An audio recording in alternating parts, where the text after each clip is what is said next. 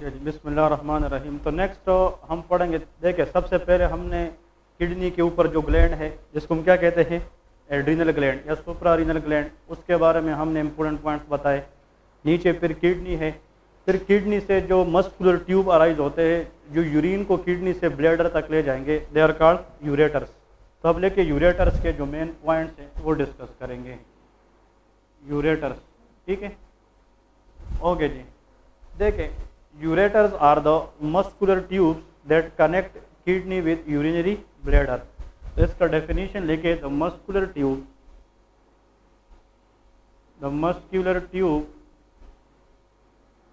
which connect kidney with urinary bladder, that is known as ureters. ठीक है, ureters में जनाब ये है कि अगर फॉर एग्जांपल देखें, किडनीज जनाब present in the lumbar region left and of right kidney, they are bean shape structure. ठीक है, इस किडनी से जो मस्कुलर ट्यूब्स निकलते हैं ना, इस तरफ ब्लैडर की तरफ जाते हैं, they are called of ureters. They are two on both side, left ureter and right ureter. ये यूरेटर जाकर आखिर में इस तरह कंबाइंड हो जाते हैं, ठीक है, और जाकर यूरिनरी ब्लैडर में क्या हो जाते हैं, ओपन हो जाते हैं। This is called urinary bladder. Urinary bladder help in the storage of urine, और फिर इस यूरिनरी ब्लैडर से आगे the urine is expelled in urethra. ठीक है, ये वाला area that is called kidney, this is called ureter, this is called urinary bladder, and the last one is urethra.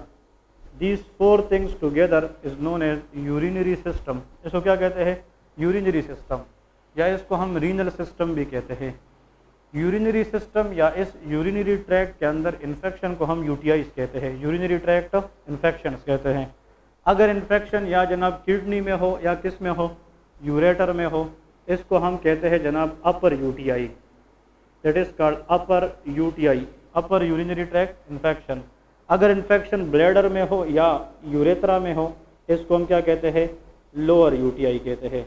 तो जब आप लोग हॉस्पिटल में जाते हैं या इस तरह नेफ्रोलॉजिस्ट के पास जाते हैं, तो वो बताते हैं कि आपको अपर यूटीआई है या लोअर यूटीआई है। तो अपर यूटीआई का मतलब या तो मसला किडनी में है या यूरेटर में है, लोअर यूटीआई का मसला या ब्लैडर का मसला है या यूरेथ्रा का मसला है। ठीक है, और anywhere infection in these four areas are considered as UTIs, वो यूटीआईज है।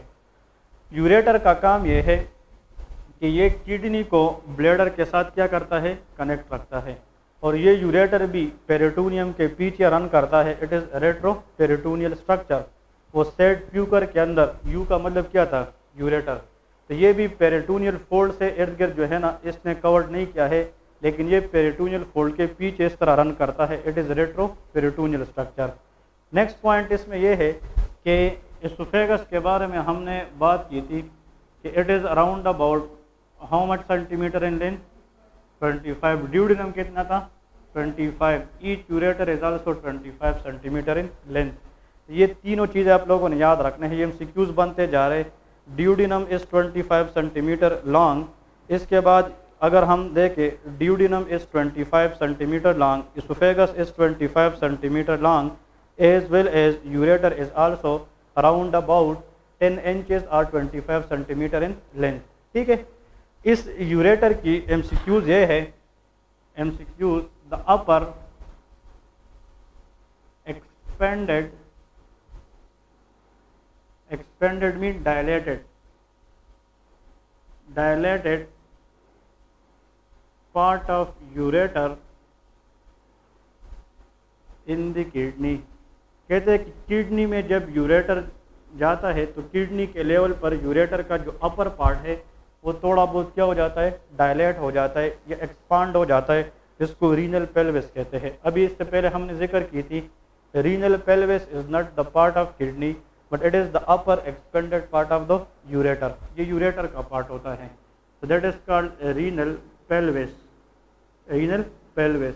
नाउ क्वेश्चन ये है, देखें ये यूरेटर जब किडनी में आ जाता है तो इसका ये एरिया थोड़ा सा इस तरह क्या हो जाता है, डायलेट हो जाता है। और इस dilated part of the ureter with in the kidney, इसको हम क्या नाम देते हैं? रीनल पेल्विस का नाम देते हैं, जो माइनर कैलिसिस से यूरिन लेता है और फिर नीचे इस ट्यूब के जरिए ब्लैडर में आ जाता है। क्लियर है? माइनर से मेजर, मेजर से फिर ये पेल्विस में आ जाता है और फिर वो यूरेटर के जरिए कहाँ पे जाकर स्टोर हो जाता है? ब्लैडर के अंदर। ठीक है। नेक्स्ट पॉइंट ये है कि इस यूरेटर की ब्लड सप्लाई, कि what is the blood supply of ureter, important है। तो ब्लड सप्लाई ऑफ यूरेटर, इसकी जो ब्लड सप्लाई है वो डिफरेंट सोर्सेज से होती है। एक इसको हम डिवाइड करते हैं जनाब, इधर देखें, इसको हम कहते हैं कि ये वाला part this is called upper end of ureter, ये ऊपर हिस्सा है। This is called middle and of ureter, middle and. और इसको हम क्या कहते हैं? Lower end of ureter. Ureter depending upon the area, या तो ट्यूब है 25 सेंटीमीटर लेंथ का एक ट्यूब है और इसके मुख्तलिफ पार्ट्स होते हैं और हर एक पार्ट्स को अपनी ब्लड सप्लाई होती है।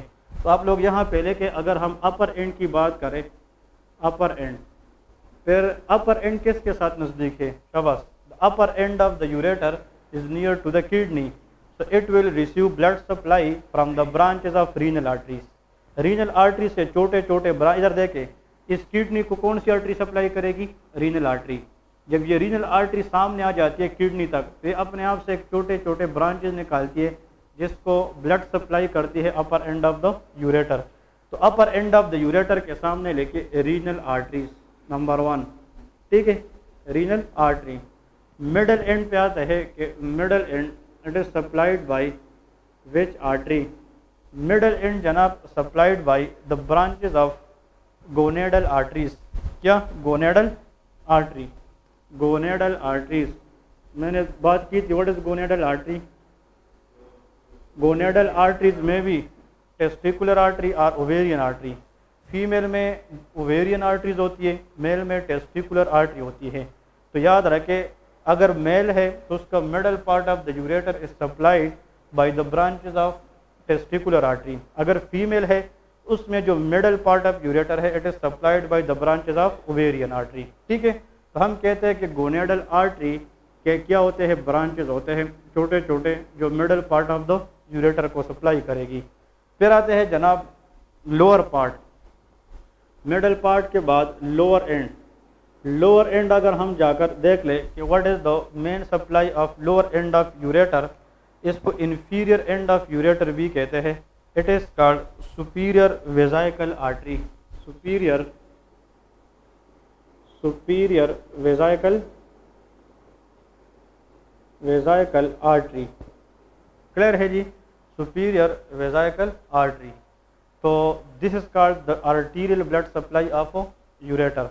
यहाँ पे देखें, रीनल आर्टरी, ये जनाब अगर हम आगे प्रोसीड करें, it is the branches of abdominal aorta. जो रीनल आर्टरी है वो डायरेक्ट ब्रांच किस चीज़ की है? Abdominal aorta. ये तो पता है ना, eight the level of L2। ठीक है, गोनेडल आर्टरी भी किस चीज़ की ब्रांचेस है? Abdominal aorta eight the level of L2। Testicular is at the level of L1। ये मैंने बात की थी ना। नेक्स्ट पॉइंट ये है, अगर ये MCQs आ जाए कि superior vesical artery it is the branch of dash, it is the branch of internal iliac artery. ये किसकी ब्रांच है? Internal iliac artery, internal iliac artery. और इस इंटरनल इलियक आर्टरी को आगे अगर हम ले जाए, superior vesical artery will supply the lower end of ureter which is the branch of internal iliac artery. और internal iliac artery will combined with external iliac artery which lead to the formation of common iliac artery। और ये common iliac artery जब आखिर में एक combined हो जाते हैं, it can form abdominal aorta. बात क्लियर है कि नहीं? एब्डोमिनल एओर्टा, क्योंकि कॉमन इलियक आर्टरीज दोनों साइड पे बाइफरकेट, अगर हम इकट्ठे करें तो उससे क्या बन जाएगा? Abdominal aorta. तो इसका मतलब ये है कि blood supply of the ureter ये यूजुअली एट द एंड जाती है। कहाँ पे? शाबाश, ये जनाब जाती है कि फॉर एग्जांपल कि blood supply of the ureter at the end बाद कहाँ पे चली जाती है? एब्डोमिनल एओर्टा पे जाती है। ठीक है, लेकिन ये डायरेक्ट ब्रांचेस है, ये इनडायरेक्ट ब्रांच है। ठीक है, ये टर्मिनल ब्रांचेस से निकलती है, क्योंकि जहाँ पे एब्डामिन के अंदर एओर्टा ख़त्म होता है उसको हम एब्डोमिनल एओर्टिक बाइफोर्केशन कहते हैं, उसकी टर्मिनल ब्रांचेस होगी। तो ये वाला साइड टर्मिनल ब्रांचेस से आता है और ये दोनों क्या है, डायरेक्ट आते हैं। ये इसकी ब्लड सप्लाई है। यूरेटर के अंदर ब्लड सप्लाई इंपॉर्टेंट है कि कौन सी पार्ट को कहाँ से सप्लाई मिलेगी। और दूसरी बात यह है कि इसकी कंस्ट्रक्शन पॉइंट कौन से है। तो आप लोग लेके यूरेटेरिक कंस्ट्रक्शन एंड स्टोन्स, इस पे बात करते हैं। यूरेटेरिक कंस्ट्रक्शन एंड स्टोन्स। अब देखिए इसका मतलब ये है कि यूरेटेरिक कंस्ट्रक्शन ये का मतलब ये है कि वो कौन कौन सी एरियाज है जहाँ पे यूरेटर जो है ना वो थोड़ा बहुत हमें क्या मिलता है, नेरो मिलता है, कंस्ट्रक्ट मिलता है। तो इधर देखें, जब ये रीनल पेल्विस होता है ना, renal pelvis it is the dilated part. तो रीनल पेल्विस के बाद जब यूरेटर बाहर किडनी से किसके ज़रिए निकलता है, हाइलस, हाइलस के ज़रिए निकलता है, तो वो एरिया थोड़ा सा क्या होता है, कंस्ट्रक्ट। कभी कभार किडनी में अगर स्टोन है और वो बाहर आना चाहता है यूरेटर तक और उसको स्टक कर सकता है, तो सबसे ज़्यादा चांस है कि वो यूरेटर के उस एरिया में जाकर स्टक हो जाए जो क्या है, कंस्ट्रक्ट है, जो नेरो एरियाज है। तो यूरेटर का एक कंस्ट्रक्शन पॉइंट क्या है, answer is the point where ureter join the renal pelvis. Number 1 यहाँ पे लिखे, the point where ureter join renal pelvis. इसका मतलब ये है, इधर देखें, renal pelvis is the part of ureter, it is a dilated part. लेकिन देखें अगर ये डायलेटेड पार्ट है, ये रीनल पेल्विस है, तो ये जनाब ये यूरेटर है ना, यूरेटर, इसका मतलब ये है कि यूरेटर का वो पॉइंट जिसके बाद वो डायलेट होना शुरू हो जाता है, ये एरिया बहुत नेरो होता है और इसके अंदर स्टोन स्टक के चांसेस क्या होते हैं, ज़्यादा होते हैं। So this construction point in the ureter is seen in the upper part और लोअर पार्ट। ये अपर पार्ट 80 रीनल पेल्विस तो डायलेटेड पार्ट है, वो तो बाद में आएगा। ये यूरेटर की जो कोर्स है और रीनल पेल्विस के दरमियान पॉइंट है उसकी बात कर रहा हूँ, और उसमें 80% स्टोन स्टक हो जाते हैं। ठीक है, अगर आप लोग कोई ये क्वेश्चन करे कि रीनल स्टोन के सिम्टम्स क्या है या what is the treatment of renal stones, the reason is renal stone depend upon size of the stone, depend upon location in the kidney and depend upon the numbers of stones. कभी कभार kidney के अंदर एक से ज़्यादा stones बनते हैं, और जब भी याद रखें अगर स्टोन यहाँ पे पड़ा है किडनी में, तो ये कार्टेक्स के एरिया में पड़ा है, तो यूरिन फ्लो को कुछ होगा नहीं होगा, तो पेशेंट विल बी एसिम्प्टोमेटिक। और ये लोग एक्सीडेंटली जब आते हैं तो हम डायग्नोस कर देते हैं, मतलब इन लोगों के मसाइल कुछ और होते हैं। अगर हम वैसे एहतियातन तौर पर कोई उसका अल्ट्रासाउंड करें तो उसमें हमें क्या मिलते हैं, स्टोन्स, ये एक्सीडेंटल डायग्नोस होता है। But if stone stuck in this part, और इस स्टक के वजह से रीनल पेल्विस से फिर यूरेटर को यूरिनो नहीं मिलेंगे, the patient will develop symptom very quickly. और याद रखें इस डायलेटेड पार्ट में यूरिन का लेवल क्या हो जाएगा, ज़्यादा, increase level of urine in the renal pelvis which become more and more dilate, that is known as hydronephrosis. इसको क्या कहते हैं, हाइड्रोनेफ्रोसिस, ये नाम सुना होगा। Hydro mean urine, water, nephrosis mean condition of nephron, hydronephrosis. And this hydronephrosis will create back pressure on the kidney which impaired their GFR, glomerular filtration rate। लेकिन question ये है कि यूरेटर का एक पॉइंट वो है जहाँ पे वो नेरो है, जहाँ पे वो किसके साथ मिलता है, रीनल पेल्विस के साथ। नेक्स्ट पॉइंट, ये ब्लेडर कहाँ पे है, ये पेल्विक कैविटी में नीचे है, पेल्विस में है। तो ये यूरेटर जब नीचे आएंगे तो ये एब्डोमिनल कैविटी से किस में एंटर करेंगे, पेल्विक कैविटी में। तो when ureter is coming downward toward the bladder and it come from abdomen cavity toward pelvic cavity, तो उसको यहाँ पे एक एनाटोमिकल स्ट्रक्चर क्रॉस करना पड़ेगा, दैट इज कॉल्ड पेल्विक ब्रेम। इसको हम क्या कहते हैं, पेल्विक ब्रेम। ये हमने बात की थी, लेकिन ये पेल्विक कैविटी में हम पढ़ेंगे। तो next construction point is at the level of pelvic brim, at the level of pelvic brim. और pelvic brim is the point where ureter enter into the pelvic cavity. तो ये एरिया भी बहुत क्या है, कंस्ट्रक्ट है। क्लियर है। Next point देखे, अगर ये डस्टर में ले लूँ ना, फॉर एग्जांपल इसको देखे, अगर फॉर एग्जांपल ये जनाब यूरेटर जा रहा है, इसने जनाब ओपन होना है किस चीज़ में, ब्लैडर में। ये ब्लैडर का फ्रंट है, ये साइड है और ये क्या है, बैक है। Both ureters are open into the bladder on back side. ये MCQs याद रखें। हम कहते हैं कि ureter are open into the bladder posteriorly. इसका मतलब ये है कि यूरेटर आकर ब्लैडर को फ्रंट से ओपन नहीं होते, न ब्लैडर के लेटरल साइड से। अगर यूरेटर ब्लैडर को ओपन होंगे तो किस साइड से? पोस्टीरियर साइड से। तो ये क्वेश्चन याद रखें कि जहाँ पे यूरेटर, ये यूरेटर क्या है? ये तो पाइप है, ट्यूब है। जब ये ब्लैडर में ओपन होंगे तो ब्लैडर और यूरेटर के दरमियान ओपनिंग होंगे कि नहीं? उस ओपनिंग भी अगर हम देखें तो वो बहुत नैरो होते हैं। तो नेक्स्ट कंस्ट्रक्शन पॉइंट लेके, where the ureter entering to the bladder wall, it is also very narrow area. Where ureter piercing का मतलब क्या होता है? Entering to bladder wall. ये जब ब्लैडर वॉल में पियर्स या एंटर कर देता है पोस्टीरियरली, तो those areas is also very very constructed. ये क्वेश्चन मैंने खुद भी पेपर में देखा है और ये बहुत मरतबा आया है। इसका MCQs इस तरह आता है, all of the following points regarding ureteric constriction are true except. ये तीन चीज़ें ठीक होंगी और इसके साथ एक स्टेटमेंट दिया होगा वो गलत होगा। तो याद रखें कि यूरेटर की किडनी से स्टार्ट है, ब्लैडर पे एंड है। यूरेटर के 25 सेंटीमीटर कोर्स में 3 जगह है जहाँ पे उसमें कंस्ट्रक्शन ज़्यादा होती है। एक वो जगह किडनी के लेवल पर जब वो किसके साथ मिलता है? रीनल पेल्विस के साथ। एक तब यूरेटर में थोड़ी सी नेर्विंग आती है जब वो एब्डोमिनल कैविटी से किस में एंटर हो जाता है? पेल्विक कैविटी, जिसको हम पेल्विक ब्रेम कहते हैं। और एक वो एरिया बहुत कंस्ट्रक्ट है जहाँ पे यूरेटर किसके अंदर चला जाता है? ब्लैडर में, ऑन बैक साइड। तो जहाँ पे कंस्ट्रक्शन होगी तो वहाँ पे स्टोन स्ट्रक के चांसेस क्या होंगे? ज़्यादा होंगे। Stone within the ureter is ureteric stone. ठीक है। क्वेश्चन ये है, किडनी के अंदर इन्फ्लेमेशन हो सकती है, कॉमनली होती है। किडनी के अंदर बहुत सी इन्फ्लेमेशन, अब बताऊंगा तो 50 से बढ़ जाएंगे। Pyelonephritis, nephrotic syndrome, nephritic syndrome, glomerulonephritis, ATN, acute tubular necrose, बहुत ज़्यादा होते हैं, हमने पैथो में पढ़ा है। लेकिन इन्फ्लेमेशन टू यूरेटर आप लोगों ने कभी नहीं सुना होगा, बहुत रेयर। यूरेटेराइटिस किसी ने नहीं बताया होगा। Inflammation of bladder is common, it is called what? Cystitis. इसको क्या कहते हैं? Cystitis. And inflammation of urethra is called urethritis. लेकिन यूरेटर के अंदर इन्फ्लेमेशन के चांसेस बहुत ज़्यादा कम होते हैं। अगर पानी बह रही हो, फॉर एग्जाम्पल एक पानी, मतलब उसकी फ्लो है, पानी है, वो एक तालाब में जा रही है, उसमें गंदगी के चांसेस क्या होते हैं? कम। अगर पानी एक जगह पे ज़्यादा खड़ा हो जाए तो उसमें गंदगी के चांसेस ज़्यादा।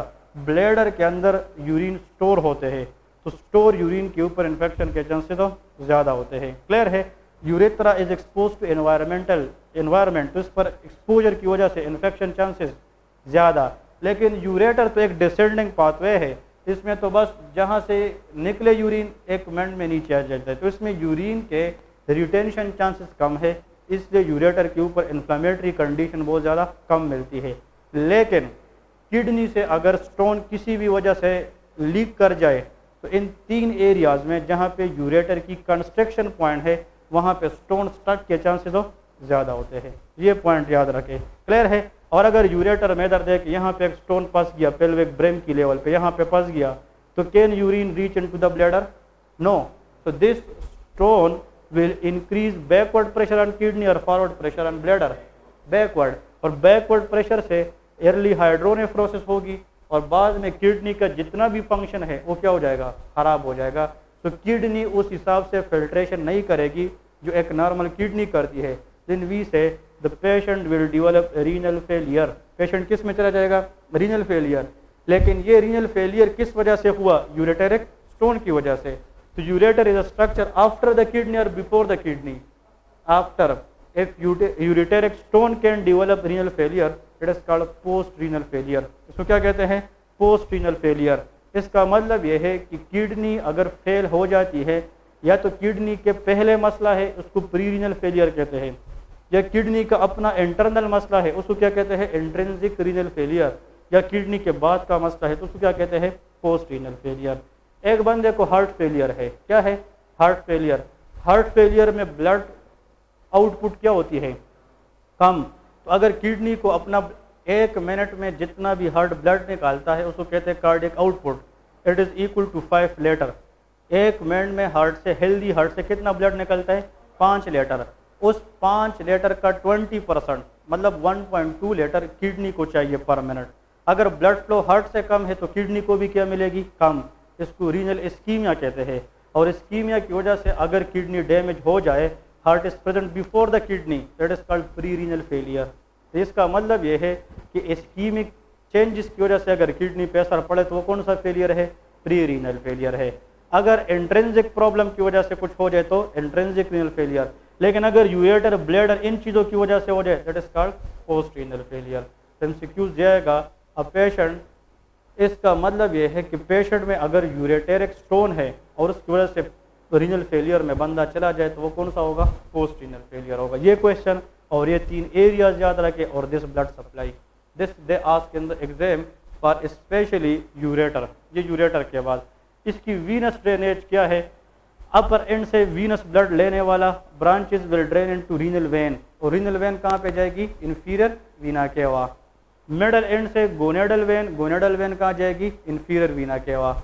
और इससे superior वेजाइकल when, internal iliac when, internal iliac when will be common iliac vein और इन्फीरियर वीना केवा। इसका मतलब ये है कि venous drainage of the ureter is same as arterial supply, just replace artery with when.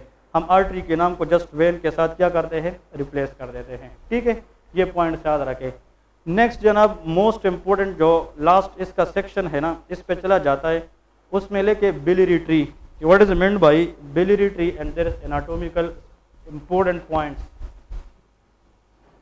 जो चीज़ें मैं पढ़ा तो ये बुक से ज़्यादा है, बुक में कम है, बहुत सी चीज़ें बुक में नहीं है जो पढ़ा रहा हूँ, क्योंकि बाद एमसीक्यूज हमने देखे होते एग्जाम में आ जाते हैं, तो इसको गेट किया करे भाई। लेके biliary tree,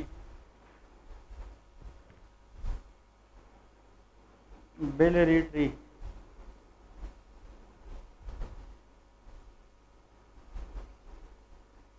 okay, what is biliary tree, anyone can comment on biliary tree. ये कौन सा दरख्त है, हाँ, एनीवन, हाँ, बाइल फ्लो सिस्टम, इसको बिलियरी ट्री। और शाबाश, कोई भी बंदा कुछ ना कुछ बोला करे। हाँ जी, बाइल डक्ट इसके अंदर आता है। और it is a sets of structure where we can discuss in detail how bile is produced and how it flow. ठीक है, मतलब बाइल प्रोडक्शन से लेके बाइल स्टोरेज प्लस उसकी फ्लो को डिस्कस करना, इसको क्या कहते हैं, बिलियरी ट्री।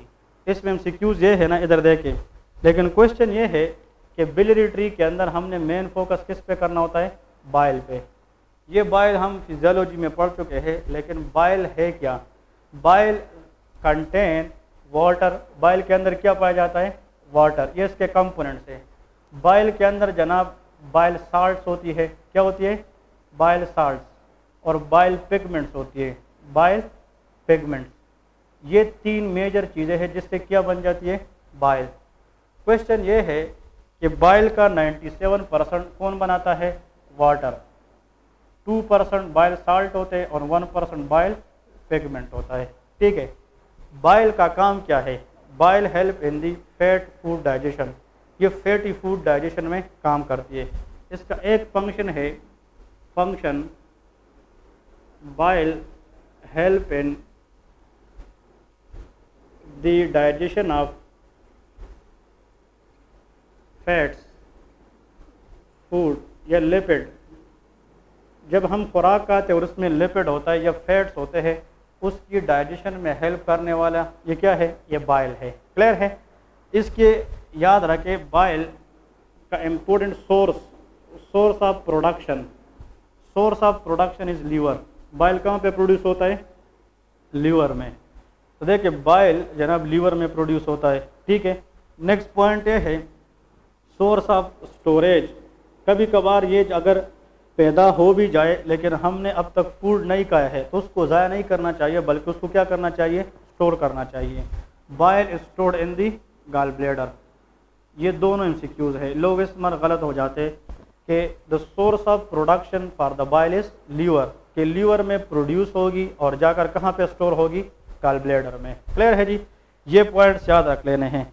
अब आते हैं बिलियरी ट्री की तरफ, इसकी एनाटॉमिकल पाथवे क्या है। जो एनाटॉमी बुक में है आप लोग को वही A to Z बता रहा हूँ। इनमें से अगर आप लोगों को क्वेश्चन आ जाए कि which one of the following is the real important component of bile, answer is bile salt. इस बाइल साल्ट पे पूरा डिपेंड करता है, क्योंकि bile salt we needed, we don't need bile pigments. ठीक है, याद रखें। अब क्वेश्चन ये है कि अगर फॉर एग्जांपल अपर हाइपोकोंड्रियक रीजन में हम जाए तो वहाँ पे लार्जेस्ट ऑर्गन इस तरह पड़ा है and that is called liver. Right upper quadrant में largest organ is liver. Liver is divided into 2 lobes. कितने लोब्स में डिवाइड करते हैं, 2 में। एक साइड को हम कहते हैं right hepatic lobe, right hepatic lobe. आज के बाद याद रखें hepatic is the word use for liver because the functional cells of the liver is hepatocytes. ठीक है, ये कौन सा लोब होगा, left hepatic lobe. Right hepatic lobe is much more greater than left hepatic lobe. याद रखें दोनों lobe एक जैसे नहीं है, मतलब 3 to 4 time right hepatic lobe is long bigger than left hepatic lobe. ठीक है, नाउ क्वेश्चन ये है, इसको हम कहते हैं बेस ऑफ द लीवर। ये क्या है, ये बेस है। इस बेस के साथ इधर देखिए, इस बेस के साथ जुड़ा हुआ इस तरह एक स्ट्रक्चर होता है base of the liver, under surface. Under surface of the liver there is a structure. ठीक है, this structure is known as gall bladder. इसको क्या कहते हैं, गॉल ब्लैडर। इसको गॉल ब्लैडर कहते हैं। So gall bladder is a structure which is present on the under surface of liver, base of the liver. ये याद रखें, एमसीक्यूज है। ये ना लेटरल साइड पे होते हैं ना अपर, बल्कि ये बेस ऑफ द लीवर के साथ जुड़ा होता है। तो ये जनाब ये कौन सा स्ट्रक्चर है, शाबाश, that is called gall bladder. ये गॉल ब्लैडर है। ठीक है, अब आते हैं जनाब मेन थीम की तरफ। यहाँ से इस लीवर सेल के अंदर, इस लीवर लोब्स के अंदर छोटे छोटे जो है ना इस तरह नालियाँ होती है, नालियाँ, छोटे छोटे डक्ट्स होते हैं। Very smallest duct in the liver microscopically is called canaliculi. ये नाम सुना है, कैनालिकुलाई। हिस्टोलॉजी के अंदर कैनालिकुलाई का मतलब है very very very minor ducts. Ducts का मतलब क्या है, एक नाली है जिसमें कोई चीज़ फ्लो करती है।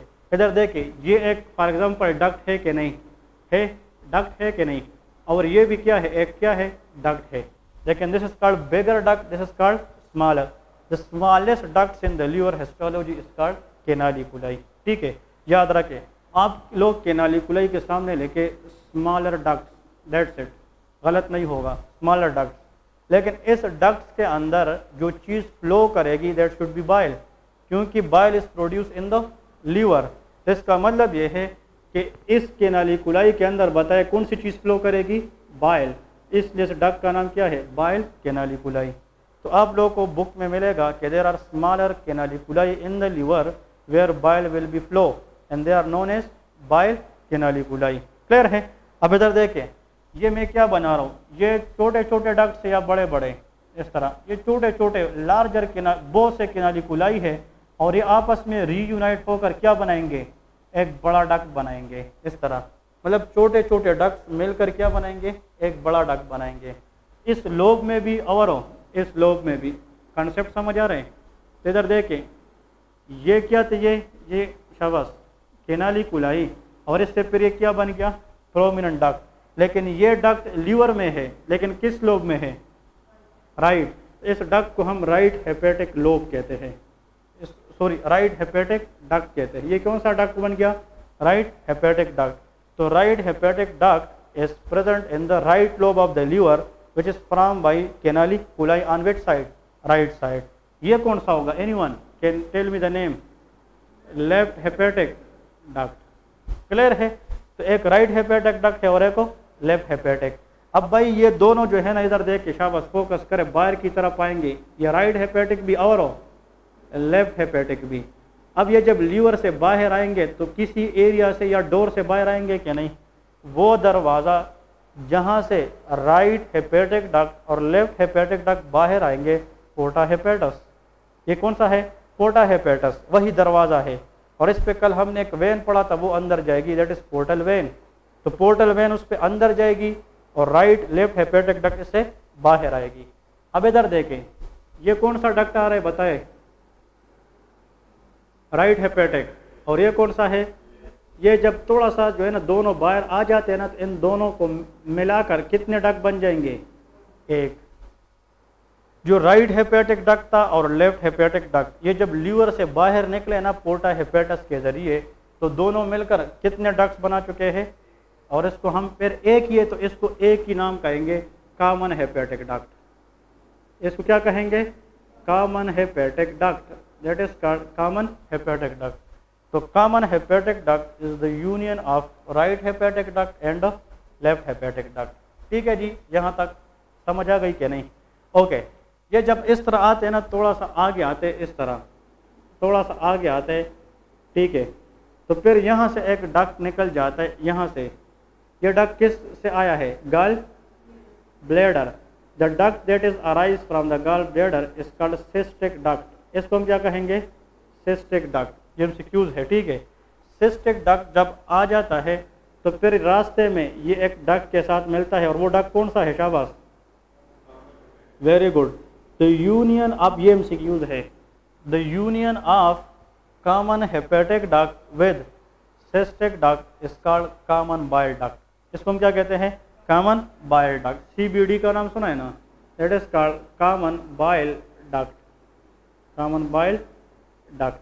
क्लियर है जी, ये कॉमन बाइल डक्ट है। अब आते हैं जनाब यहाँ पे, for example this is stomach and this is called what, duodenum, and that is called what, pancreas। इस तरह है ना, this is the first part of small intestine which is duodenum, और ये क्या है, पेंक्रियाज है। ये पेंक्रियाज का कौन सा पार्ट है, हेड है, फिर नेक है, फिर बॉडी है, और फिर टेल है। अब क्वेश्चन ये है कि ड्यूडिनम के खुद कितने पार्ट्स है, 4। अब यहाँ पे देखे, हाँ, नाउ क्वेश्चन ये है कि यहाँ से पेंक्रियाज से जनाब एक डक्ट जाएगी, and this duct is called pancreatic duct, और ये पेंक्रियाटिक डक्ट जाकर किस पार्ट में ओपन होगी, second part of the duodenum. This pancreatic duct, ये कौन सा डक्ट है, pancreatic duct, it contain pancreatic juices, और pancreatic juices mean nothing but pancreatic enzymes, which is pancreatic lipase, which is pancreatic amylase, pancreatic trypsin, ये सारे के सारे इस pancreatic juices का हिस्सा होता है। जो हम कहते हैं ना कि pancreatic duct will secrete pancreatic juices into the second part of duodenum, तो उस pancreatic juices के अंदर क्या होते हैं, pancreatic enzymes होते हैं। अब ये enzyme क्या करते हैं, this pancreatic lipase will help in the digestion of lipid food. जब तक हम फूड को डाइजेस्ट नहीं करेंगे तब तक वो फूड एब्जॉर्ब नहीं होगा। देखिए, हम जब फूड खाते हैं ना, फूड को खाकर उसको छोटे छोटे टुकड़ों में कन्वर्ट करना, फूड को खाकर छोटे छोटे टुकड़ों में कन्वर्ट करना इसका डाइजेशन, और उन छोटे छोटे हिस्सों को, मोनोमर्स को ब्लड तक पहुंचाना इसका एब्जॉर्प्शन। इसका मतलब यह है कि फूड से एनर्जी हमें तब मिलेगी जब वो कहाँ पे जाए, ब्लड में चला जाए। लेकिन अगर फूड डाइजेस्ट ना हो जाए तो फिर एब्जॉर्ब हो सकता है, नहीं हो सकता। सो हम कहते हैं कि polymers should be converted into monomers. मेरा मतलब ये है, अगर हम लिपिड कहेंगे तो उसको हम simplest form free fatty acid में कन्वर्ट करेंगे। अगर हम जनाब, ये कार्बोहाइड्रेट डाइजेशन में काम करता है, तो कार्बोहाइड्रेट पॉलीसेकेराइड हम खाते हैं, उसको हम मोनोसेकेराइड में कन्वर्ट करेंगे, ग्लूकोज, गैलेक्टोज, फ्रक्टोज, ठीक है। और याद रखें, this is help in the digestion of protein. Protein किससे बनते हैं, अमाइनो एसिड्स, तो इससे हम अमाइनो एसिड बनाएंगे। ये एंजाइम जो है, ये enzyme they come from where, pancreas, and these are enzyme help in the digestion of different foods. ये दोनों तो ठीक है, लेकिन ये लाइपेज चाहता है कि मैं किसको डाइजेस्ट करूँ, लिपिड को। लेकिन ये लिपिड को डाइजेस्ट तब करेगा जब इस लिपिड के ऊपर हमें कोटिंग कराए। उस कोटिंग से सिर्फ लाइपेज को फिर लिपिड डाइजेस्ट करना क्या हो जाता है, आसान हो जाता है। उस लिपिड के ऊपर कोटिंग बनाना और उसको इजी बनाना ताकि वो लाइपेज डाइजेस्ट करे, that is the function of bile. ये किसका काम होता है, बाइल। इसलिए कहते हैं कि bile help in the digestion of lipid along in the presence of which enzyme, lipase enzyme। याद रखें, ये क्वेश्चन बहुत कम लोगों को पता होता है कि अगर फॉर एग्जांपल ये कॉमन हेपेटिक डक्ट आएगा, देखें ये कॉमन हेपेटिक डक्ट, ये कॉमन हेपेटिक डक्ट पीछे से पेंक्रियास के नेक के पीछे से इस तरह मुड़कर जाकर, इधर देख इस तरह मुड़कर जाकर पेंक्रियाटिक डक्ट जहाँ पे ओपन हो जाता है, बिफोर ओपनिंग इसके साथ मिल जाता है और दोनों एक ही पॉइंट पे किसको ओपन हो जाते हैं, second part of the duodenum. Pancreas से अपना डक्ट आता है, ऊपर से कॉमन बाइल डक्ट, ये दोनों बिफोर ड्यूडेनम एक दूसरे को मिल जाते हैं और एक ही ओपनिंग पे क्या हो जाते हैं, ओपन हो जाते हैं। वो ओपनिंग जो कहाँ पे मिलता है बताए, second part of the duodenum में, जहाँ पे क्या ओपन होते हैं, pancreatic duct, common bile duct. इस ओपनिंग को कहते हैं एम्पुला ऑफ वेटर, ये भी एमसीक्यूज है, ampulla of Vater. Ampulla of Vater is the opening where pancreatic duct and common bile duct open in the second part of the duodenum. Clear है? लेकिन इस ओपनिंग के इर्द गिर्द मसल्स होते हैं, क्या होते हैं, muscles. This opening is surrounded by smooth muscles. The muscles which surrounding this ampulla of Vater is called sphincter of OD. इसको क्या कहते हैं, स्फिंक्टर ऑफ ओडी उसको कहते हैं। तो sphincter mean opening, Oddi was a person, ये एक बंदा था जिसने फॉर द फर्स्ट टाइम इस ओपनिंग के इर्द गिर्द क्या देखे थे, मसल देखे थे। फिर से देख ले, शाबाश। इस पूरे सिस्टम के अंदर किस चीज़ की फ्लो होगी, बाइल की। बाइल कहाँ पे पैदा हुए थे, लीवर में। स्टोर कहाँ पे होते हैं, गॉल ब्लैडर में। और फिर कॉमन बाइल डक्ट के जरिए second part of the duodenum में आते हैं और लाइपेज के साथ किस चीज़ की डाइजेशन में काम करते हैं, लिपिड की डाइजेशन में। इसका मतलब इस सारे सिस्टम के अंदर बाइल आएगा ना, बाइल। लेकिन इस पूरे सिस्टम को आप लोग सोच कर देखें, ये बिल्कुल एक दरख्त की तरह हमें नजर आता है कि नहीं, इसकी ब्रांचेज है कि नहीं, ट्री। इसलिए इसको क्या कहते हैं, बिलियरी ट्री कहते हैं। कि मतलब ये है कि दिस इमेजिन कि this act is a tree different branches and this tree will aloe the flow for bile, इसलिए इसको क्या कहते हैं, बिलियरी ट्री कहते हैं। क्लियर है? अब क्वेश्चन ये है, बेर बता दो, राइट हेपेटिक डक्ट और लेफ्ट हेपेटिक डक्ट ये जब मिल जाए तो क्या बनाएगा, common hepatic duct. Common hepatic duct जब सिस्टिक डक्ट के साथ मिल जाए तो क्या बनेगा, कॉमन बाइल डक्ट। और कॉमन बाइल डक्ट किस डक्ट के साथ मिलेगा, पेंक्रियाटिक डक्ट के साथ।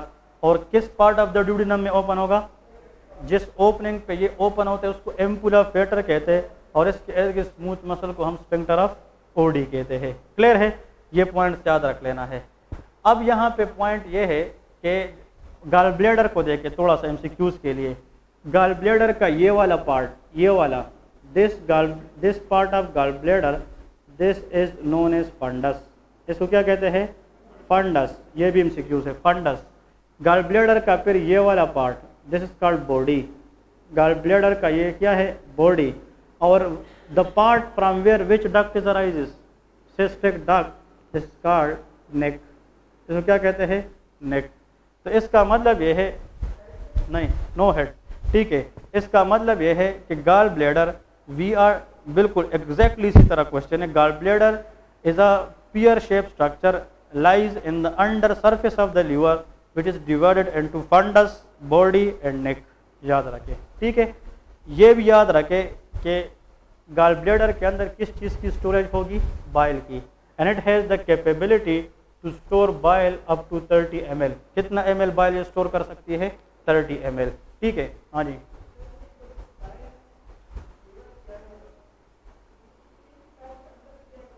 यस, सेम डक्ट एक, यस,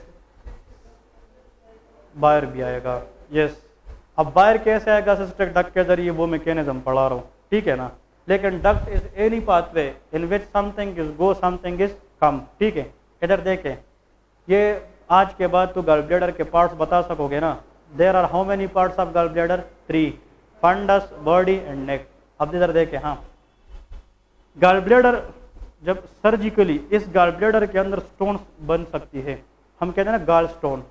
हम कहते हैं यार गॉल ब्लैडर के अंदर स्टोन्स बन गए हैं। Stones in the gall bladder is called cholelithiasis. इसको क्या कहते हैं, या चले इसको हम कहते हैं गॉल स्टोन, सिंपली कोलिलेथिएसिस या गॉल स्टोन, ठीक है। क्वेश्चन ये है, जब सर्जन गॉल ब्लैडर को देखता है ना, इधर देखे, अगर ये गॉल ब्लैडर था इस तरह, दिस इज गॉल ब्लैडर, और इसमें जनाब ये क्या बन जाए, शाबाश, this is called stone, the stone which is form in gall bladder is usually cholesterol stone. ये कौन से स्टोन होते हैं? कोलेस्ट्रोल से बना होता है। इधर देखे ये स्टोन इस lower surface of gall bladder को प्रेस करेगी कि नहीं? जब ये इसको प्रेस करेगी ये स्टोन, तो ये इस एरिया को नीचे की तरफ ले जाएगी या ऊपर? नीचे। और गॉल ब्लैडर के अंदर इस तरह एक पाउच, एक केविटी बनाएगी। याद रखे, गॉल स्टोन जब भी सर्जन देखता है तो वो एरिया गॉल ब्लैडर के अंदर एक केविटी बना देती है, and this cavity where gall stone is present is called Hartmann pouch. ये भी MCQ आता है। इसको हम क्या कहते हैं? Hartmann pouch. इसका मतलब ये है कि गॉल ब्लैडर के अंदर अपना पाउच नहीं है, अपना इस तरह एक सेक नहीं है, तेला नहीं है, लेकिन जब स्टोन बन जाए तो वो अंडर सरफेस को प्रेस करके उसको बाहर की तरफ इवेजिनेट करता है और इससे एक पाउच बनता है, जो सर्जन सर्जरी के दौरान देखता है और HO से पूछता है कि ये पाउच कौन सा है। Answer is Hartmann pouch. So Hartmann pouch is the sac like structure where gall stone are present या gall bladder stone are present. तो ये पॉइंट जरूर याद रख लेना है। क्लियर है? ये गॉल ब्लैडर की जनाब मेन पॉइंट्स हैं। अब आते हैं जनाब के गॉल ब्लैडर से हमें क्या मिलना है? सिर्फ बाइल। बाइल प्रोडक्शन तो ये करेगा, लेकिन स्टोर कौन करेगा? Gall bladder. और ये हमें तब चाहिए जब हम कौन सा फूड कहते हैं? लिपिड, क्योंकि लिपिड फूड के डाइजेशन में काम करता है। अब इधर देख एक पॉइंट है, हमने खुराक खाया है। अब देख सोचे, फिजियोलॉजी बता रहा हूँ, फिजियोलॉजी इज वेरी इंपॉर्टेंट। ये मैंने पढ़ा है, लेकिन 1-2 मिनट सुन ले। मैंने फूड खाया है, फूड में लिपिड भी है। वो लिपिड फूड पहले माउथ में जाएगी। लिपिड को डाइजेस्ट करने के लिए माउथ में कोई एंजाइम नहीं है, एसोफेगस में भी नहीं है। फिर वो फूड कहाँ पे जाएगी? स्टमक में। स्टमक के स्टोरेज साइट मेनली। स्टमक के बाद वो फूड किस में आएगी? ड्यूडेनम में।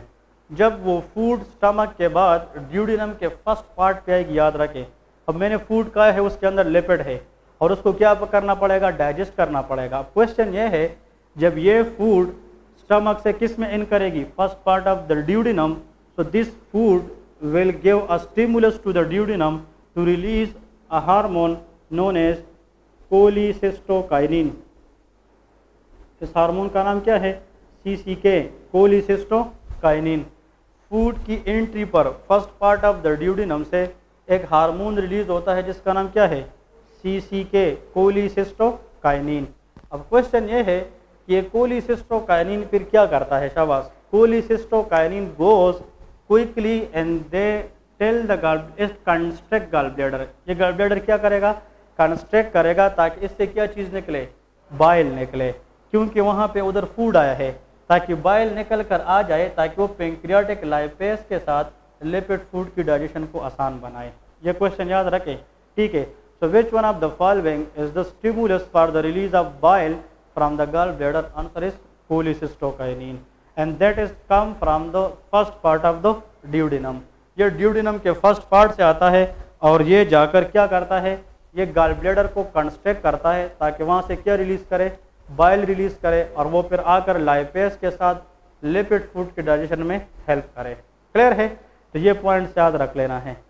नेक्स्ट क्वेश्चन ये है, ये तो कॉमन बस बाइल डक्ट की जनाब ये मेन पॉइंट्स हैं। Hepatic duct, common bile duct और गॉल ब्लैडर। गॉल ब्लैडर की ब्लड सप्लाई अगर आप लोगों से कोई पूछे, एनीवन कैन टेल मी? आप लोग खैर नहीं बता सकते, लेकिन महमूद आप लोग भी थे उस क्लास में। देखे, गॉल ब्लैडर की जो ब्लड सप्लाई है, it is come from cystic artery. कौन सी artery? Cystic artery. Okay, fore gut की जो मेन आर्टरी है वो कौन सी है? Celiac artery. और मिड गट की सुपीरियर मेजेंटेरिक आर्टरी और हाइंड गट की इंफीरियर मेजेंटेरिक। अब याद रखें, हाँ, this gall bladder is present in which gut? ये 4 में है, अपर पार्ट है, बिल्कुल अपर पार्ट 4 गट में आता है। देखे, इसकी ब्लड सप्लाई कहाँ से मिलती है? Cystic artery. Cystic artery is the branch of right hepatic artery. ये मैंने पढ़ाया था ना, ये किसकी ब्रांच है? शाबाश, hepatic. Right hepatic is the branch of common hepatic या प्रॉपर हेपेटिक, इस तरह है ना, हेपेटिक आर्टरी। बस सिंपली बताऊंगा, in this common hepatic artery is the branch of celiac artery. ये किसकी ब्रांच है? Celiac artery. तो बात एट द एंड किस पे जाएगी? सीलियक आर्टरी पे ही जाएगी। लेकिन याद रखें कि cystic artery is the branch of right hepatic artery, right was the branch of proper hepatic या कॉमन हेपेटिक, और ये कहाँ से आती है? सीलियक आर्टरी से। क्लियर है? क्वेश्चन ये है एक और बहुत इंपॉर्टेंट एमसीक्यूज जो कॉमनली एग्जाम में आता है। देखिए एब्डोमिनल एयोर्टा है, एब्डोमिनल एयोर्टा के किस लेवल से सीलियक आर्टरी निकलती है? T12। फिर L1 से सुपीरियर मेजेंटेरिक और L3 से इंफीरियर मेजेंटेरिक। इधर देखें ये वो एरिया है जहाँ से सीलियक आर्टरी निकलती है, और इसके इर्द गिर्द एब्डोमिनल एयोर्टा के साथ लिम्फ नोड्स होते हैं। They are called the lymph node around the aorta at the level of which artery? Celiac artery is called coeliac lymph nodes. इसको क्या कहते हैं? Coeliac lymph node. Abdominal aorta के L1 से क्या निकलती है? Superior mesenteric artery. इसके लेवल पर लिम्फ नोड को सुपीरियर मेजेंटेरिक नोड कहते हैं। इसकी लेवल पर क्या कहते हैं? Inferior mesenteric node. ये कोई भी टीचर नहीं बताएगा, ये कॉमन ट्रिक है जो हमने प्रोफेसर लोगों से अस्पताल में सीखे हैं कि ये एमसीक्यूज अगर आ जाए कि अगर कैंसर हो बॉडी में, कैंसर, तो कैंसर मेटास्टेटाइज कर सकता है कि नहीं? मेटास्टेटाइज मीन एक जगह से दूसरी जगह फैल सकता है, तो वो जाकर लिम्फ नोड इन्वॉल्व कर सकते हैं कि नहीं? ये क्वेश्चन एनाटॉमी का गोल्डन क्वेश्चन है जो लोग गलत करते हैं, और आप लोगों को एक सेकंड में अंदाजा होगा कि ये क्या है। और इसमें 4 क्वेश्चन आते हैं लिम्फ नोड के। तो याद रखें कि अगर फोर गट के अंदर कोई भी कैंसर हो तो उसका आखिरी मकाम उस नोड पे जाएगा जिससे उसकी आर्टरी निकली है। तो सीलियक आर्टरी फोर गट को सप्लाई करती है, तो उसकी कैंसर भी उन नोड में जाएगी जो किस आर्टरी के इर्द गिर्द हो? Celiac artery. तो किस नोड में? सीलियक नोड में। मिड गट का कैंसर किस नोड में जाएगी? सुपीरियर मेजेंटेरिक नोड में। हाइंड गट का कैंसर किस में जाएगी? इंफीरियर मेजेंटेरिक नोड में। चलो मैं आप लोगों को अभी एक एग्जांपल दे रहा हूँ। गॉल ब्लैडर का कैंसर है, गॉल ब्लैडर कैंसर है और उसने मेटास्टेटाइज किया है और उसने जाकर लिम्फ नोड इन्वॉल्व किए हैं, तो किस नोड में जाएगी? Celiac node is the answer. Appendix was a part of which gut? Mid gut. तो अपेंडिक्स का कैंसर मेटास्टेटाइज करेगी किस नोड में? हाँ जी, मेजेंटेरिक नोड। ये 54 नंबर एमसीक्यूज करे शाबाश 54। इसको इन लोगों को बताए, आप लोग आंसर ना बताए, सिर्फ आप लोग जहन में रखे। क्या लिखा है?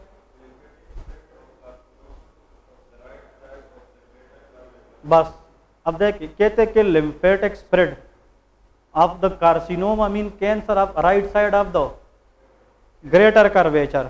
तो greater curvature is a part of stomach. बस आप लोगों को पता चल गया। और स्टमक जनाब किस गट का हिस्सा है? Fore gut. तो इसका लिम्फेटिक स्प्रेड कहाँ पे जाना चाहिए? Celiac node. तो इसमें ऑप्शन सीलियक नोड अगर है वही आंसर है। इस तरह क्वेश्चन आता है, ठीक है ना? इसका मतलब यह है कि जिस गट का भी हिस्सा है ना। अब देखिए एक और क्वेश्चन पे आते हैं। चले जी, ये 56 नंबर आप करें। 56 शाबाश, तेज पढ़े।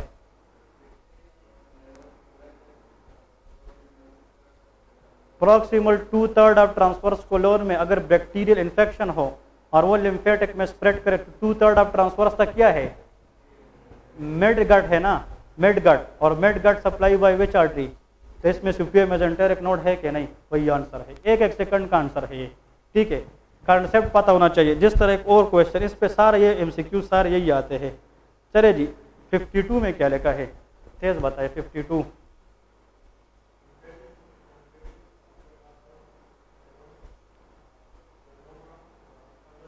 Okay.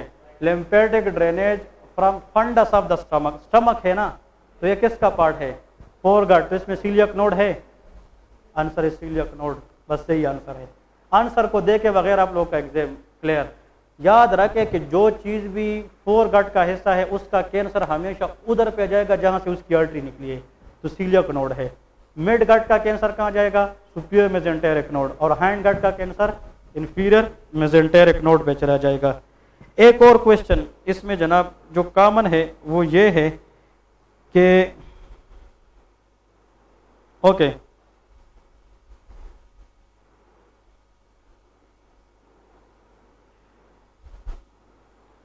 Left gastric artery is the direct branch of splenic artery, celiac artery. Left gastric artery is the branch of celiac trunk. ये सीलियक ट्रंक का जो है ना मेन पॉइंट है। Shortest gastric artery come from splenic artery. आप लोग ये MCQs करोगे तो आप लोगों को मज़ा भी आएगा, and that is very commonly asked exam question. कि जहाँ की भी कैंसर है ना, जहाँ की भी कैंसर है, याद रखें वो उस एरिया पे जाएगा जहाँ पे इसकी क्या पड़ी हो, मतलब नोट्स पड़ी हो। ये इसका बस थीम है, रूल है, ठीक है। तो ये हमने जनाब गॉल ब्लैडर, इसकी वेनस सप्लाई, अगर हम वीनस सप्लाई बताएंगे, वीनस, तो सिस्टिक आर्टरी रिप्लेस करे सिस्टिक वेन, सिस्टिक वेन। और ये गॉल ब्लैडर फोर गट का ऐसा है कि मिड गट, फोर गट, और all fore gut vein drain into portal vein. कल हमने बताया नहीं था कि जितने भी फोर गट के लोग हैं उसकी वेन कहाँ पे ड्रेन करेगी, पोर्टल। तो cystic vein drain into portal vein, portal vein into liver, फिर हेपेटिक वेन, फिर इंफीरियर वीना क्या हुआ, ये इसकी वीनस ड्रेनेज है, ठीक है। इसके अंदर स्टोन क्या है, इसकी इन्फ्लेमेशन क्या है, वो वैसे सर्जरी का है, लेकिन मैंने पढ़ाया भी है थोड़ा बहुत, फॉलो पैथोलॉजी जब पढ़ेंगे इंशाल्लाह फिर उस पर बहस करेंगे, ठीक है। इंशाल्लाह कल मिलते हैं, ये देख ले, ठीक है। 2 दिन में इंशाल्लाह एब्डोमेन ख़त्म करेंगे, फिर अपर लिम्ब स्टार्ट करेंगे। अल्लाह हाफ़िज़।